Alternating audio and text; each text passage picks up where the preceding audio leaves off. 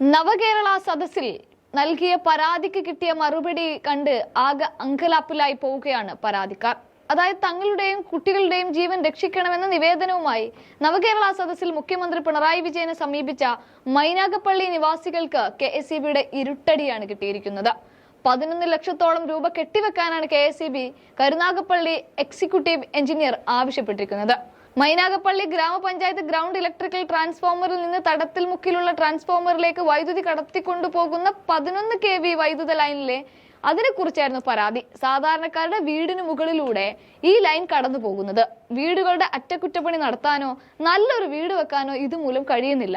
സമീപത്തുള്ള മരച്ചില്ലകളിൽ തട്ടിയും ലൈനിന് മുകളിലേക്ക് ശിഖരങ്ങളൊക്കെ വീണ് പലപ്പോഴും തീപിടുത്തം ഉണ്ടാകുന്നു. ഈ ഒരു സാഹചര്യത്തിൽ അപകടകരമായ ലൈൻ മാറ്റി സ്ഥാപിക്കണമെന്നായിരുന്നു കടപ്പ ചക്കാല കിഴക്കത്തിൽ അലാവുദ്ദീൻ മുഖ്യമന്ത്രിക്ക് നൽകിയ അപേക്ഷയിൽ പറഞ്ഞത്. നവകേരള സദസ് നയിച്ച് കുന്നത്തൂർ നിയോജക മണ്ഡലത്തിലെ ചക്കുവള്ളിയിലെത്തിയ മുഖ്യമന്ത്രിയോടൊപ്പം ഉണ്ടായിരുന്ന വൈദ്യുത വകുപ്പ് ഉദ്യോഗസ്ഥർക്കാണ് പരാതി അത്രയും നൽകിയത്.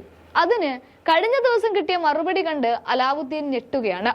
KSEBയുടെ അംഗീകൃത നിർമ്മാണ പ്രവർത്തികൾ ഉൾപ്പെട്ടിട്ടില്ലാത്ത പദ്ധതിയാണ് ഇത് എന്നും 12,11,099 രൂപ കെട്ടിവെച്ചാൽ ഈ ജോലി ഏറ്റെടുത്ത് ചെയ്യാമെന്നുമായിരുന്നു അറിയിപ്പ്. ജീവൻ രക്ഷിക്കാൻ നൽകിയ അപേക്ഷയ്ക്ക് ഇങ്ങനെ ഒരു മറുപടി സത്യത്തിൽ തീരെ പ്രതീക്ഷിച്ചതല്ല അലാവുദ്ദീൻ. അപേക്ഷ നൽകിയതിന്റെ പേരിൽ ഇത്രയും തുക തന്റെ പക്കൽ നിന്ന് ഈടാക്കുമോ എന്ന ആശങ്ക കൂടി ആർക്കുണ്ടിപ്പോൾ അലാവുദ്ദീനും നാട്ടുകാർക്കുമുണ്ട്. ജീവൻ രക്ഷിക്കാൻ നൽകിയ പരാതിക്ക് കിട്ടിയ മറുപടിയിൽ സ്വന്തം ജീവൻ തന്നെ കളയേണ്ടി വരുമോ എന്ന അവസ്ഥയിലുമാണ് ഈ പരാതിക്കാരനും നാട്ടുകാരും. ഇതുകൂടാതെ 2 ആഴ്ചക്കുള്ളിൽ പരാതിക്ക് പരിഹാരം നൽകാം എന്നൊക്കെ പറഞ്ഞിട്ടും കാര്യങ്ങളൊന്നും എവിടെയും നടക്കുന്നില്ല. അതുകൊണ്ട് തന്നെ പരാതിക്കാർ പരസ്പരം ചോദിച്ചു തുടങ്ങുന്നു, എന്തായി നവകേരളയിലെ പരാതിക്കുള്ള ഉത്തരം എന്നുള്ളതാണ്.